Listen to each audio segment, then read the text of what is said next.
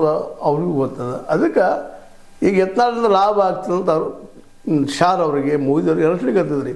ಓದಲ್ಲ ಬಂದಲ್ಲೆಲ್ಲ ಜನ ಕೂಡ್ತಾ ಇದ್ದಾರೆ, ನೀವು ಅಂತ ತೆಗಿಲಿಕ್ಕಂದ್ರೆ ನಾನು ಒಳಗೆ ತೊಗೊಳ್ಲಿಕ್ಕಂದ್ರೆ ನನ್ನ ಮುಖ್ಯಮಂತ್ರಿ ಪೋಸ್ಟ್ ನೀವು ಘೋಷಣೆ ಮಾಡಿಲ್ಲ ಅಂದ್ರೆ ನಾ JCB ಮಾಡ್ತೀನಿ, ಜನತಾದಿಂದ ಜನ ಬರ್ತಾರೆ, ಕಾಂಗ್ರೆಸ್ನಿಂದ ಬರ್ತಾರೆ, BJP ಕೆಲವು ಬರ್ತಾರೆ, ಅನ್ನೋದು ಹೊಸ ಪಕ್ಷ ಆತು ಜೈ ಅಂತ ಅವ್ರು ಹೇಳ್ತಾರೆ. ಭಯನೂ ಹುಡ್ಸಾಗಿದ್ದರು.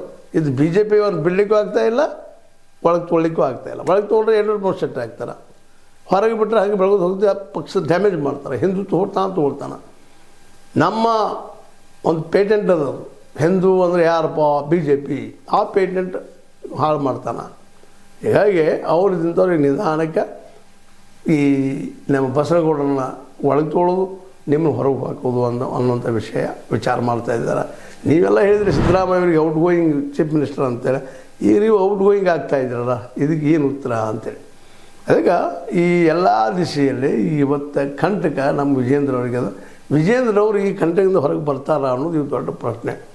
ಯಾಕಂದ್ರೆ ಸಂಸದೀಯ ಪಟು ಅಲ್ಲ, ವಾದ್ಮಲ ಅವರಲ್ಲ, ಮೊದಲ ಕಾಲಕ್ಕೆ ಹಿಂದುತ್ವ ಪ್ರಕಾರ ಹಿಂದುತ್ವ ಇಲ್ಲ, ಹೋಗಿ ಎಲ್ಲರೂ ವಿಶ್ವಾಸ ತೆಗೆದುಕೊಂಡು ತೊಗೊಂಡು ಹೋಗ್ತಾರಪ್ಪ ಎಲ್ಲರೂ. ಯಾಕೆ ಅಂದ್ರೆ ಅದು ಇಲ್ಲ, 2 ವರ್ಷ ಆದರೂ ಏನು ಡೆವಲಪ್ಮೆಂಟ್ ಆಗಿಲ್ಲ. ಮುಡಾದಾಗ ಸಿಕ್ಕಂಥ ಸಿದ್ದರಾಮಯ್ಯ